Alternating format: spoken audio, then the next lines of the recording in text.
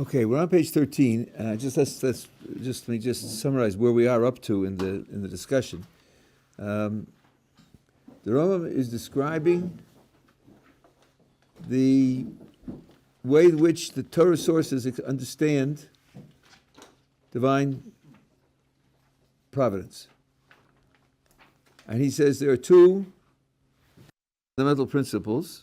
One is that only human beings have free will, so only they are subject to moral evaluation. And the other is that everything that God does is done with divine justice. And then he draws out from the second principle two conclusions which are, I think, very striking, unexpected, and it shows the extent to which divine justice is an absolute principle that carries out to the furthest reaches.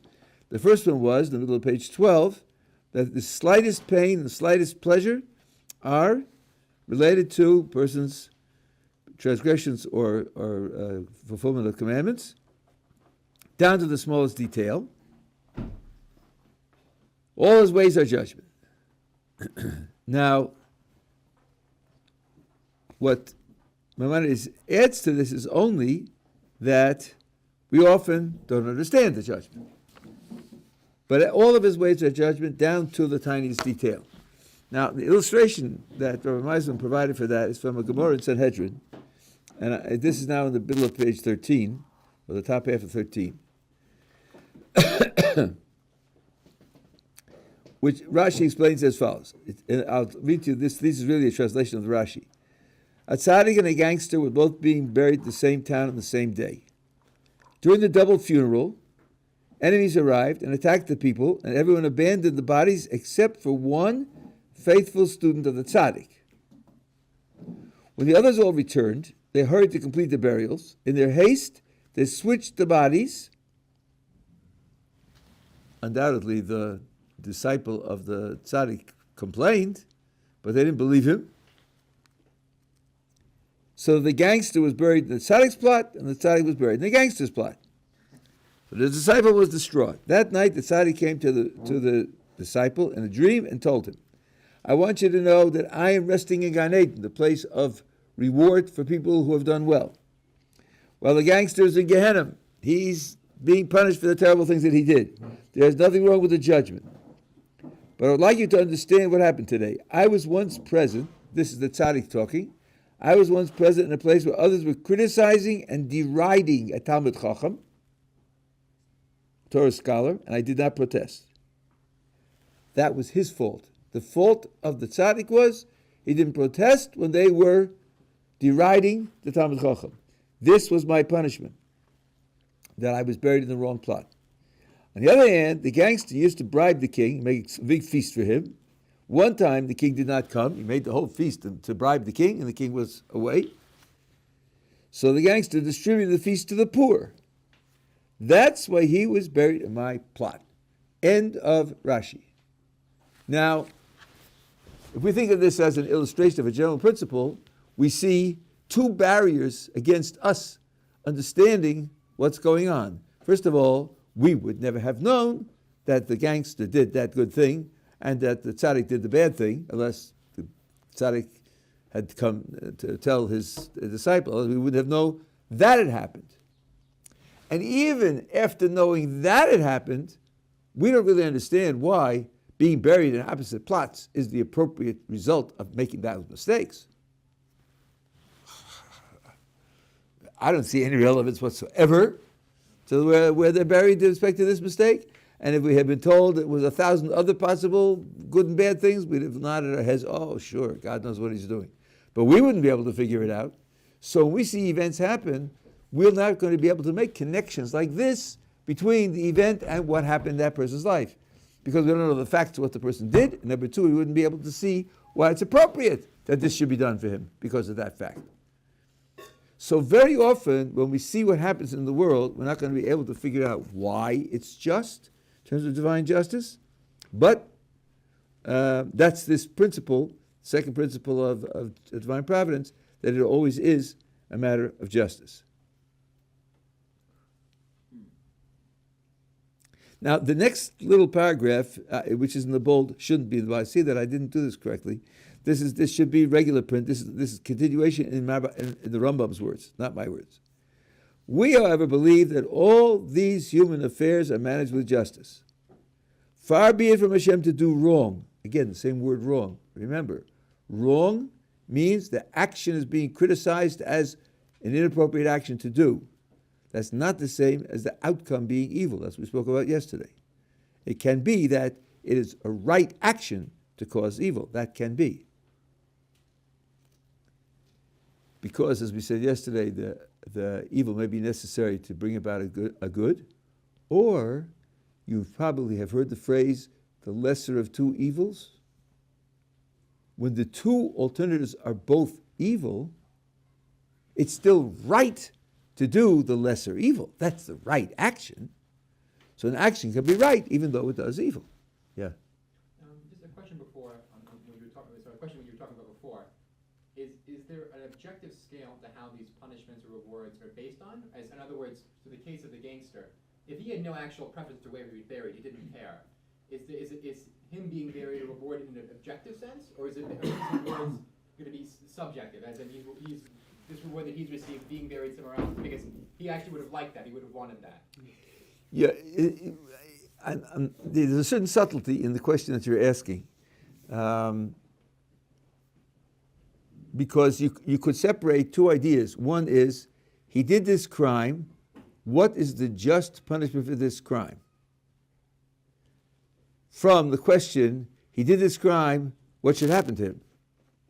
The difference is that what should happen to him will be determined not only by the justice of the outcome vis-a-vis the crime, but its collateral damage on other people and what it'll do for his future and his reputation, and he has a sickness and this will kill him, and there are all sorts of things to take into account.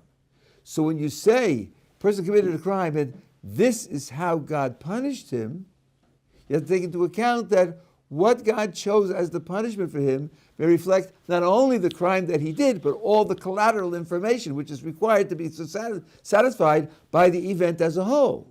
So you won't be able to see, again, the specific justice in it. In other words, there could be many different ways that you could punish a person, which if I took into account only the justice of the punishment vis-a-vis the crime, they would all be equal. Sometimes it could be hard labor, and sometimes it could be a monetary fine. Sometimes I could impound his house, and I could fire him from his job. There are lots of different ways to punish people for what they do. But they're not equal in terms of what needs to be done. And there'll be a reason why it's this one rather than that one. But the reason won't be specifically justice. Is the principle itself, or the punishment itself, blind as to who's receiving it, though? So let's say someone did this. Does it matter that I know, for instance, if I was to give this person a $500 fine, that they would personally not want to have to sacrifice those $500? No. There's someone else who did the exact same action, but personally they wouldn't mind. No. You see, here again, there's a split. Earthly courts punish actions. God punishes agents. Agents, the person who does the action. That takes into account his strengths and his weaknesses and his temptations and how well he knew the information and what habits he had to overcome and what about his reputation and all the other, how many likes will he get on his Facebook account or dislikes, and how many pseudo friends will put thumbs up. And that's not friendship, thumbs up on a Facebook account. So God punishes the agent. But I meant the punishment itself. I know, and I mean it also. Yeah. But what I'm pointing out is that if you're going to punish the agent, the punishment itself for the agent will automatically take into account who did it, because you're punishing the agent, not the action. The only way you can put blindfolds on the statue of justice is you punish the action and not the agent. The blindfolds on the statuary of justice is because it's human beings who are doing it. And number one, they're incompetent to really take the person into account. Number one. And number two, if they do, they're going to be prejudiced. They're going to treat their friends differently from their enemies and so forth and so on. That's why you want to have human justice to be blind. So it also takes into consideration what's going to be an effective punishment for that individual, not just a set punishment in of itself for specific types of actions. As in, what punishment for this agent would be most suited to them, and their response to the punishment. Does that make sense? Yeah. I mean, there are lots of. I gave an example. What about their children? What about their ultimate reputation? I'm not excluding those other factors. I'm just saying that's one factor in specific. Yeah, I think if somebody stole money and now I'm going to deprive him of that money and it lowers his tax bracket so he saves more money on his taxes than the money that he lost, that will not be an effective punishment. If he had known what tax bracket he's going into, he'd have given the money away. He'd have burned the money. So now when he said, oh, thanks very much, you did me a great favor. That's not a punishment. Yeah. So what came out of yesterday was punishment probably is always, or can be at least, for your benefit, but it's different from kapara in what sense? Because the kapara is also designed to improve you. So how do we just clarify the distinction between the two? Okay, I don't remember getting to that point exactly, but your benefit is much broader than cleansing you for the things that you did before. For example, one thing, this is in the Way of God by Lusato, part 2, chapters 2 and 3. Suppose it just alerts you that something's wrong and thereby inspires you to correct yourself and improve yourself. Without removing the past consequences but it just alerts you that something's wrong. That's one. There are many others like that. Okay, so we're in the middle here. The Rambam is saying at the 10 lines from the bottom of the page where it's bold, it should be regular print because it's Rambam talking. We ever believe that all these human affairs are managed with justice, far be it from Hashem to do wrong, to punish anyone unless the punishment is necessary and merited. It is distinctly stated in the law that all is done in accordance with justice, and the words of our sages generally express the same idea. Now look at the way the Rambam writes this. Right? He said at the beginning it's going to be the verses in the Tanakh, in the Hebrew Bible, and the statements of the sages. So he says, it's distinctly stated in the law, and our sages generally. He's hinting to you that there are some sages who disagree, and there are, and he will talk about that. So how do you read a Rambam? When he switches vocabulary, he means something. It's not just writing poetry. Yeah, I shouldn't say that. The poets mean something also. What do you got against poetry? Yeah, right. Okay. They clearly say, there is no death without sin, no suffering without transgression. Again, the deserts of man are meted out to him in the same measure he himself employs.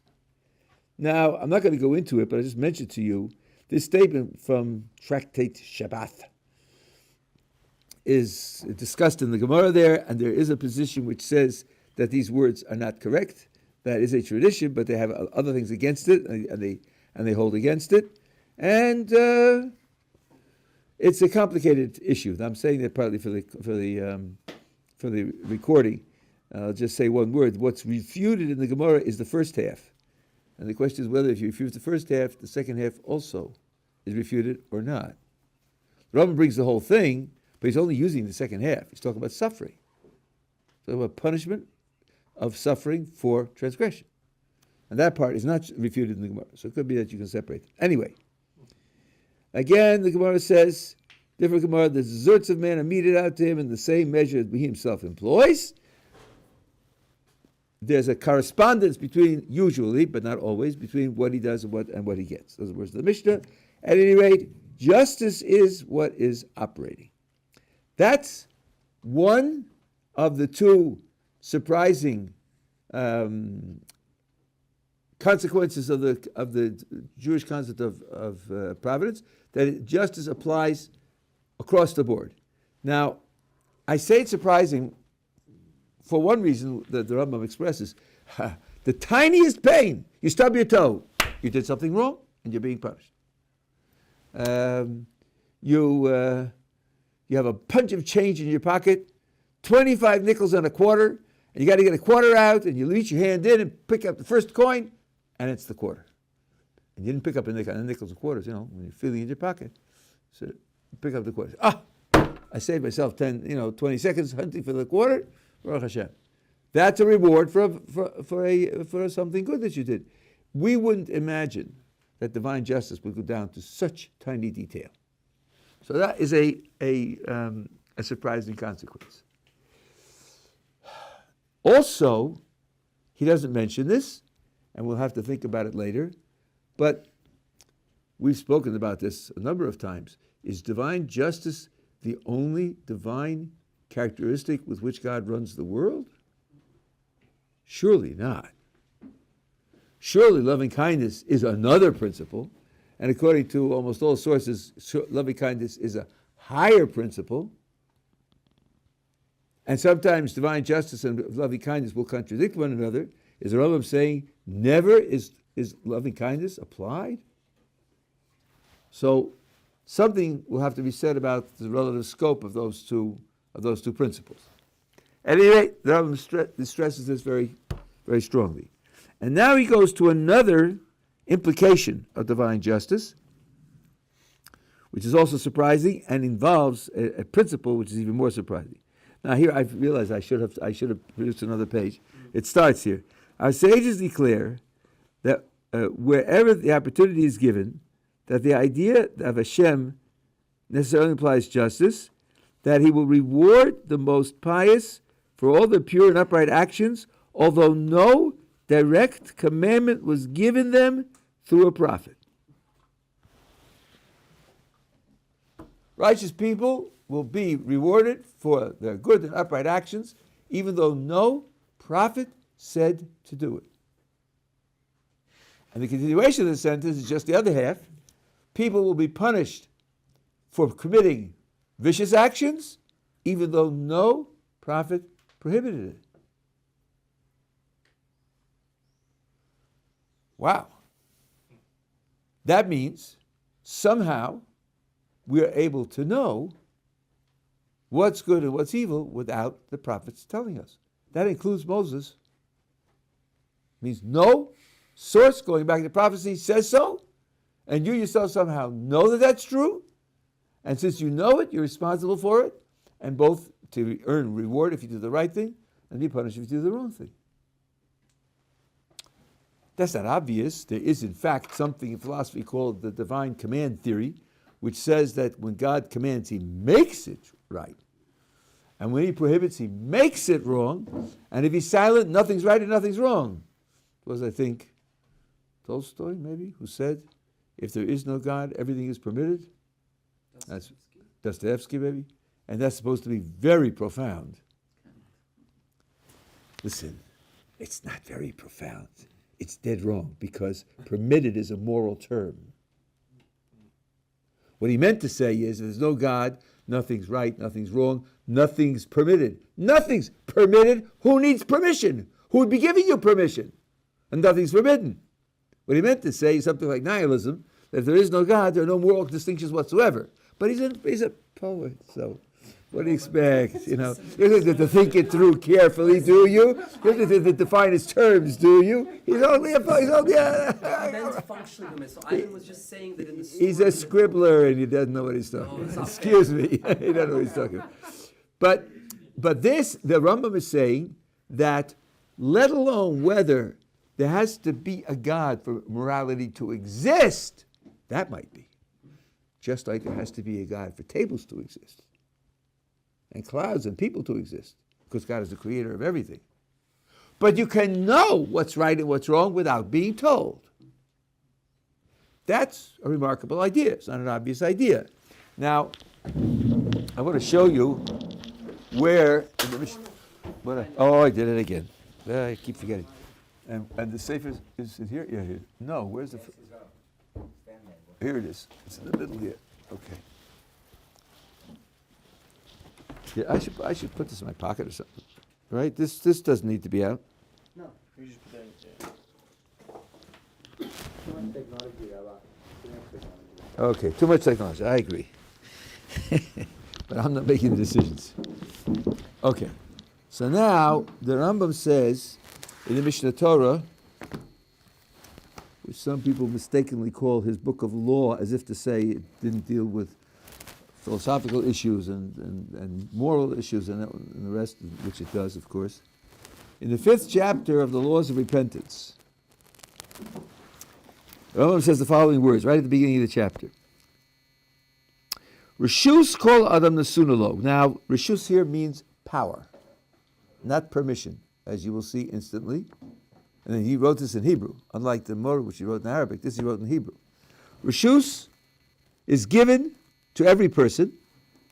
Im rotze lahatos atzmo l'derech tova, if he wants to incline himself to a good path, v'lio sadik, and to be righteous, harishus biyado, he has the power to do that.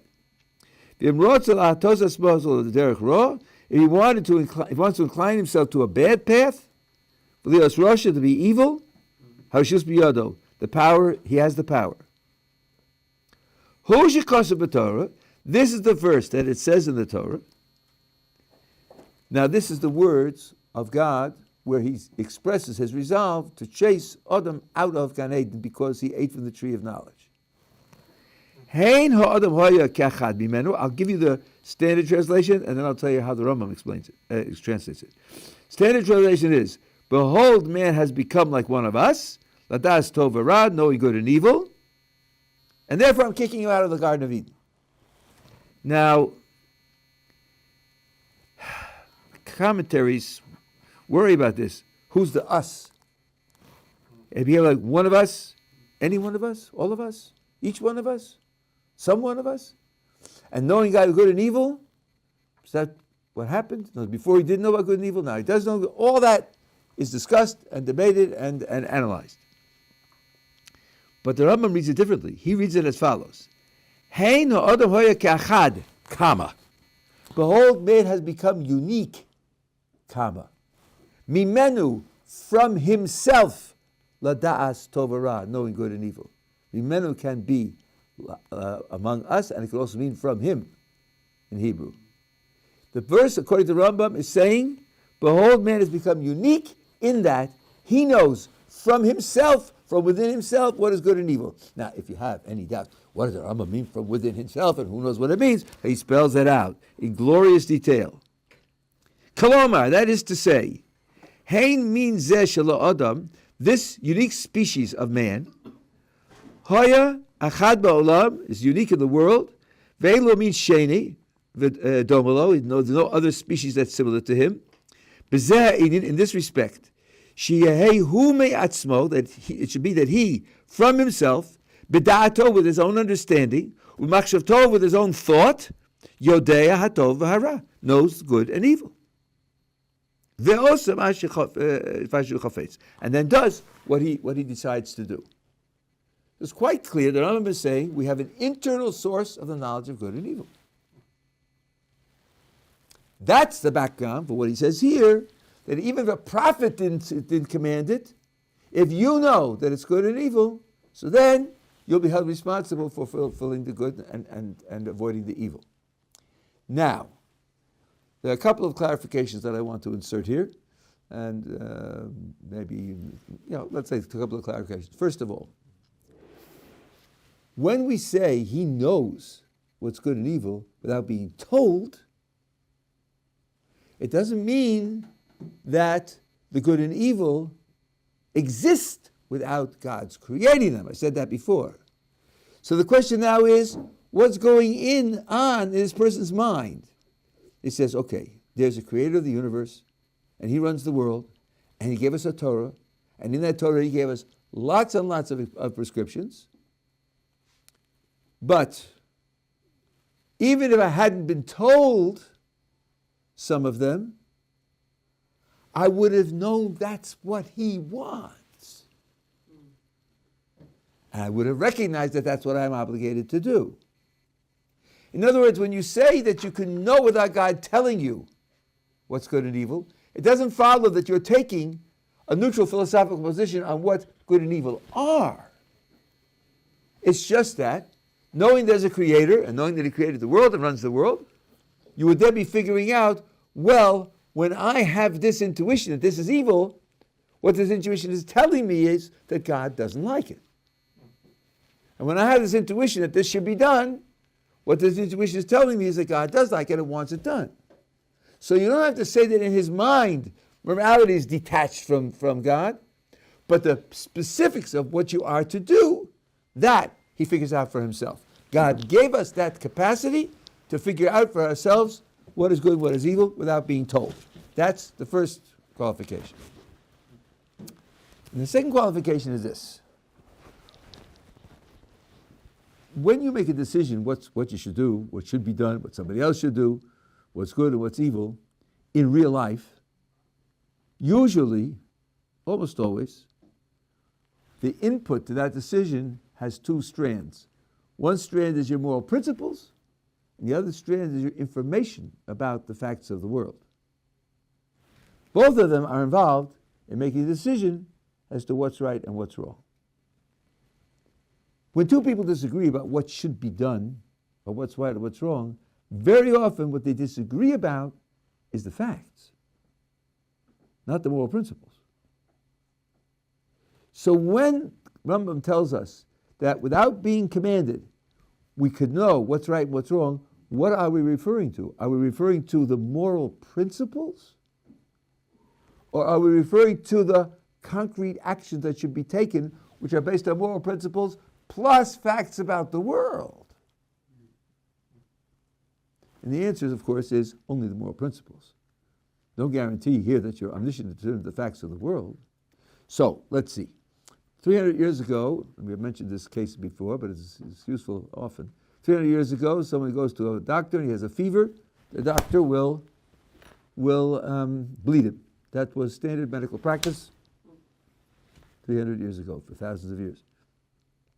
Now, is what the doctor does right or wrong?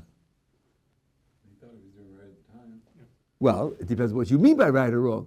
Is he acting responsibly? Is he acting appropriately? Is he acting with good moral character? For sure, he's doing the best thing that is known to do. What else would you want from him? Do something else? Flip a coin? No, he's following best medical understanding. Was it good for the patient? No, actually it was injurious. Right? It doesn't help your health at all to be bled when you have a fever. What do you bleed like? They would take blood out of his body. They would attach leeches to his body. They would suck blood out to reduce the blood flow. So when you talk about what's good and what's evil, you can either talk about the principles or you can talk about the facts. People talk about the minimum wage. Is it a good thing to raise the minimum wage or is it not? Well, if you think that by raising the minimum wage, a certain unfortunate class of people will end up with more money, they'll end up at the end of the day with more money, then you could understand it might be a good thing to do because these people need help.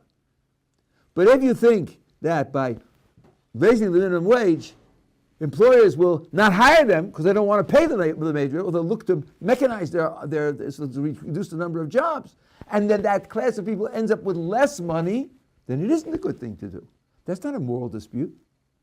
Everybody wants to help them. The question is, what in fact will be the consequences?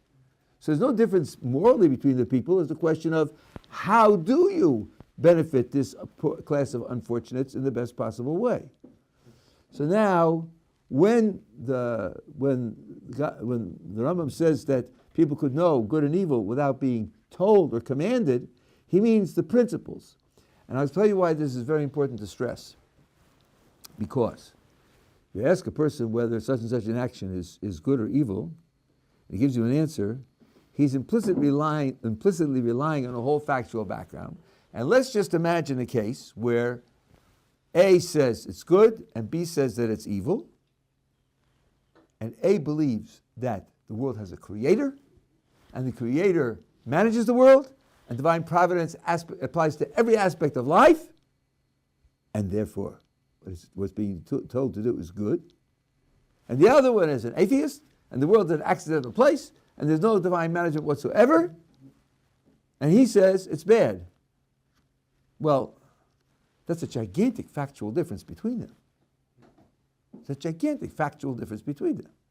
And indeed, many people do agree, let's say many atheists, if you can catch them at an honest moment, work at it. And you say to them, suppose there were a God. I know you don't think there is. I'm asking for hypothetical judgment, People do that. Suppose there were a God. Would that make any difference to your behavior?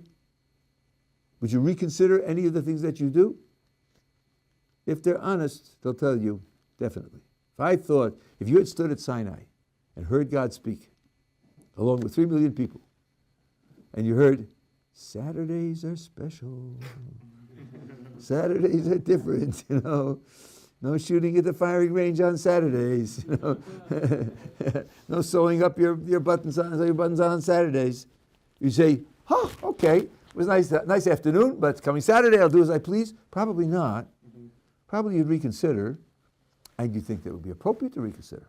Because if there's a creator of the universe, he's running the world, that makes a big difference to what you should do. The Rambam is not talking about knowing concretely what's right or wrong.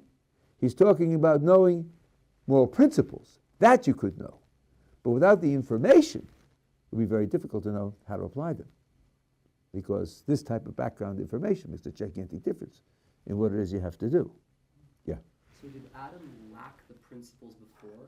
And did he gain in addition the ability in certain circumstances to take sets of facts, and if the facts are correct, to then ration out the right way of the principles? No. If Adam simply lacked the principles, that would mean he has no moral concepts. Then there would be nothing that would be a determinant of what he should do. There's no should. You'd really have Dostoevsky consistently rather than inconsistently. No, Maimonides takes care of this in the second chapter of the guide. It's really something that should be read by each person 50 times.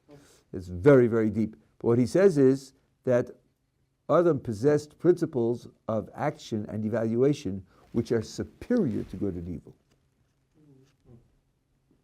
They have a different orientation and they're superior to good and evil. Do we have them? No. Having good and evil is incompatible with having those principles. But let me just give you an illustration of what the difference would be. Let's suppose you have a person, I think there were societies like this 2,000 years ago or 3,000 years ago. What's good? What's good is what's good for me, my family, and my tribe. Sof Pasuk, end of story. What's evil? What's evil? That's what's evil for me, my family, and my tribe. End of story. Other tribes, they don't matter. They don't matter. You ask a Roman soldier who was on a war, fighting a war, he said, why are you besieging that city?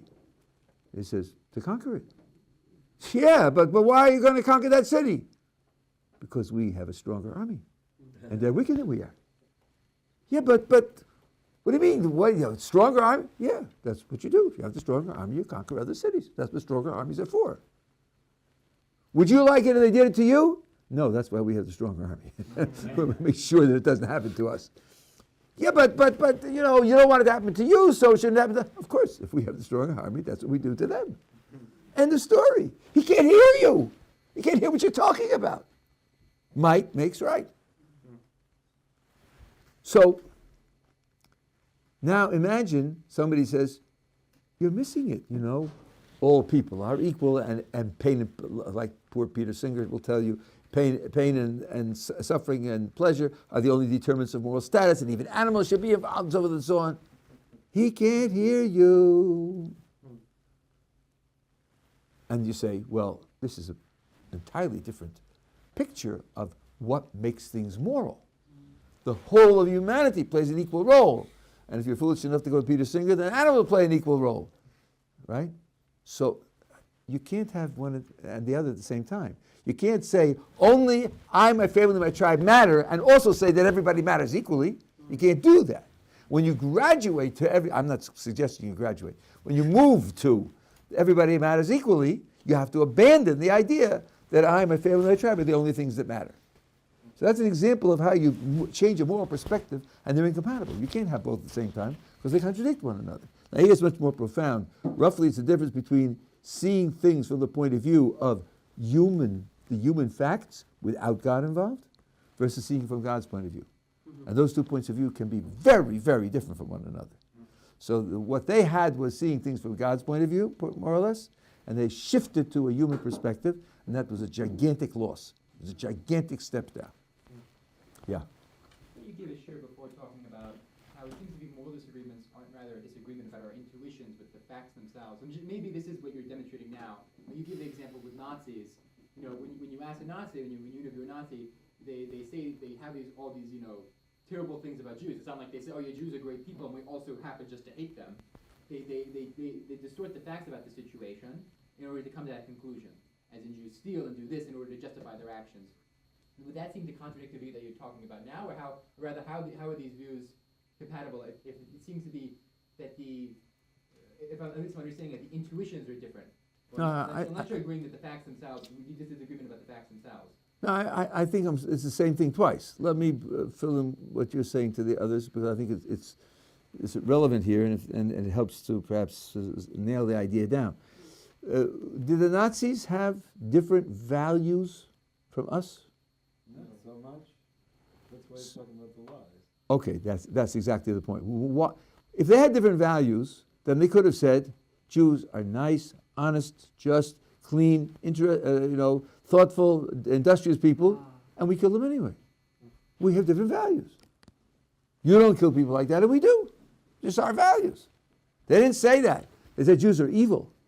Jews are taking over the world. Jews are poisoning the wells. Jews are using Christian blood for matzahs and so forth and so on. Why did they make up those stories? They made up the stories because they wanted to use the old values. If the Jews are poisoning the wells, then you're protecting yourself by attacking them. It's self-defense. It's specifically to use the old values that you make up stories like that. The American, the European colonizers who came to North America and who had this manifest destiny, of which you have never heard, of course, because you don't study American history anymore. From sea to shining sea, it is the destiny of the white man to rule the whole of North America, right? What about the people in between? Do you know what the answer was? They're not people. They're not human. Redskins are not human. They're a subspecies. There's a subordinate type of creature. Therefore, you could take the land because it isn't their land, because they can't own land because they're not human. Why do you have to tell a story like that? We have guns and they don't. No, you can't do that. You can't do that. You have to have a reason why it's okay morally to do it. That means they didn't have different moral values. This is an illustration of where a concrete judgment about a situation depends crucially on the facts of the case. And you could get the concrete judgment you want with your old values by making up new facts. So now when I say that God taught Adam and Chava, and He created them knowing good and evil, it means He created them knowing the principles of good and evil. But of course, they don't know all the facts that will go into making up the concrete practical decision of what to do. That's not good and evil. That's facts about the world. And that is something which, number one, you can be ignorant of, and number two, prejudice can cause you to abandon certain ways. The idea that there is substantial moral disagreement between people in different places or at different times was all the rage in the 70s and 80s. Margaret Mead was one of the leaders of this idea, and in the 90s it was largely abandoned.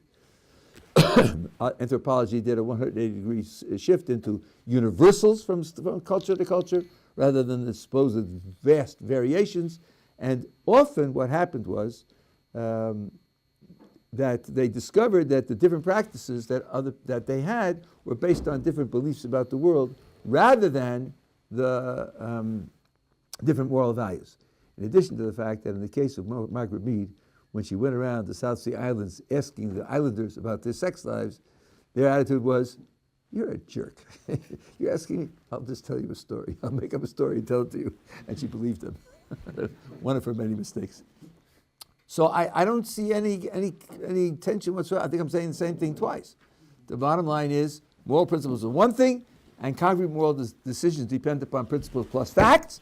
And very often, when people disagree, they disagree about the facts, and that's what drives the difference in the outcome of their moral decisions in concrete terms. So people like Peter Singer that have a factual disagreement with people like us, as opposed to a disagreement of moral intuitions. Then. No, I wouldn't say that. I would say in his case it's worse. He's a prisoner of a false theory. I think he's just making a philosophical mistake. He's not taking into account the way reasoning in ethics is done and what its basis is. He's a utilitarian, and the objections to utilitarianism are many and very powerful. And at the outset, 80 years ago, 100 years ago, when these objections were discussed, there were people who said, yeah, but I have a good theory. So I think the theory should contradict the facts, contradict your intuitions, and knuckle under. They began to appreciate what's supporting the theory. What's supporting the theory is that there are a lot of intuitions that agree with it. That's what's supporting the theory, right? So then if you have intuitions that disagree, well, it's not as if it's apples and oranges. It's all a matter of what's called reflective equilibrium, of organizing our picture in the most consistent possible way. And when you have serious inconsistencies, you have to think about changing some of the features so it'll be more consistent, not just blindly accepting one and rejecting the others. Because the one you accept is based on the same features of the picture, not coming from outside. And you can't use utilitarian, just ride roughshod over everything else. So it's a mistake in moral reasoning. Yeah. Two things, pick it what you will. First, we have this, one thing that you stated was that we moved away from God's perspective when we incorporated the knowledge of good and evil, but it sounds like gaining the knowledge of good and evil would be gaining this absolute knowledge. That's one. So it doesn't sound intuitively that it's moving away from God's perspective. And then the second thing, is that when you mentioned there that they desired to make up new facts in order to use the old values, it implies that they have a real value system underneath that, which allows them to make up facts and is different from the state. Oh no, that isn't. No. Okay. You're confusing two things. They made up facts because they want to justify the actions that they take by the old values. But they really. But there's no principle of the permissibility of making up facts. That's done by prejudice and desire. That's all. I wouldn't justify that. They wouldn't tell you they're making them up. They would tell you we know they're true, right? And if you know you're making it up, you can't believe it, right? What did they do now? Only a few people only make it up. Well, that person can't be motivated by the old values, but you can't. You're trying to sell this to a nation, right? He didn't make it up for himself. He made it up to sell it to a nation who are going to operate by the old values, right? And he may have other values that he's serving, so that that won't matter. But the first remark that you make is incorrect. Take the example that I gave. The example of someone one person says, me, my family, my tribe, end of story. Right? So now when somebody else says it's the whole of humanity, that's not, this is absolute, and that's not absolute, or that is absolute, and that they somehow, no, it's a shift in perspective where what makes something moral depends upon an entirely different perspective. Here's something to think about. If you're interested in this subject, maybe everybody, or at least the vast majority of people who think about ethics, start with rock solid intuitions about what's good and what's bad, what's right, what's wrong, right? And almost everyone takes it that human pain is bad. It's a moral obligation not to cause human pain. Why? Because it's bad. It's meritorious at very least, and perhaps obligatory, to relieve pain if you can, because the pain is bad, right? You ask yourself, just exactly why is it bad? Is a why? Or just you see that it's so, and it has to be so? It's not built into the fabric that it's so? So if your whole context is human beings and the fortunes of their lives, in a certain sense, clearly, their lives go worse if they're in pain. But now, shift perspective, this will be to a question mark, but God created the world for a purpose. If God created the world for a purpose, then that's where the real value lies. Mm-hmm. Is it obvious that human pain and pleasure have to play that role in God's purpose for the world? Is that obvious? No, so all of a sudden, something that's a real axiom of moral thinking, when moral thinking is a product of the human condition alone, you shift perspective and you can call that into question. So it's not a question of this being right and this being wrong. It's a question of what's the perspective within which these concepts operate. And what shape will they take within that context? That's really what's going So on. Adam received an inferior perspective, which was tempting, and that's why he operated on it as opposed No, to no, gained no. as opposed to lost. No. Before he ate, he had the superior picture. After he ate, he had the inferior picture. He lost knowledge? Yes, he lost knowledge. He moved himself into an inferior position. Absolutely. Two perspectives. Another illustration of the difference between two perspectives is how they're incompatible is this. You meet somebody who's been out of touch with humanity, and you say to him, you know what moving pictures are, films, so on and so on? I know what you're talking about. Oh, really? Not? I've got something to show you. You go to a theater, and you walk in the middle of a film, and at this moment in the film, there's a herd of wild horses charging at the camera. Okay? So he walks in, lifts up his eyes to the screen, he says, get out of it! We're going to be trampled! We're going to die! He say, don't worry, everything's okay. What are you talking about? 2 more minutes, they're going to be on top of us! Right, because he thinks there are really horses there, right? Could you be really afraid? No, because you know it's a film. Can he really be not afraid? No, because he thinks it's real. You can't put the two of those together.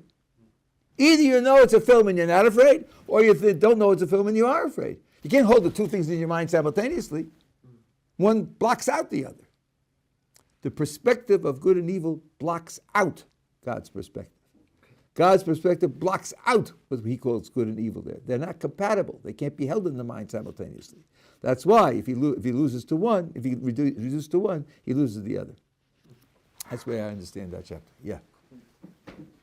So we're saying that the individual providence somehow it produces certain moral intuitions in the individuals? No, the creation produces them. Because God creates a human being with, now here this is another subject we'll do tomorrow. He creates a human being in such a way that undergoing natural experiences leads him to develop these intuitions. But not individual providence. These are intuitions that are shared across the board. They're universal. Individual providence treats each person differently. This is like learning arithmetic. Right? You can live in any culture you want. If you're taught the basis of arithmetic and you don't have something organically wrong with you, you'll understand and absorb the principles of arithmetic. But you don't know that if you aren't taught. So certain things have to happen to trigger it. If you're interested, we'll talk about this tomorrow or tonight at the Q&A. Yeah, last questions. I have to go. Yeah. If I see someone in pain, am I obligated to help them because it may be for the good? Okay, this is a deep subject. I'll give you a one-sentence answer, but this we should discuss it in detail. The standard thought is God running the world? I know I'm supposed to say yes. Yes, God is running the world. Okay, so if he's in pain, that means God put him in pain, right? Yeah, I guess so. I mean, if he's in pain, God's running the world, and I guess it must be that if he's in pain, God put him in pain. Right. Well, who am I to interfere with what God is doing? Maybe that's right? the point. The point of his being in pain, and I see it, is that I should stop it. There's no way to infer from what God has been doing in the past to what I should do. That's why God gave us a set of rules. You don't have to guess. You don't have to infer. You don't figure out what God wants. He gave us a set of rules. A Roman challenged Rabbi Akiva, if your God cares about the poor so much, let him support them. Rabbi Akiva said, God gave us the poor that we should earn merit by supporting them. So that's why a set of rules is crucial, because figuring it out is not going to be in the cards.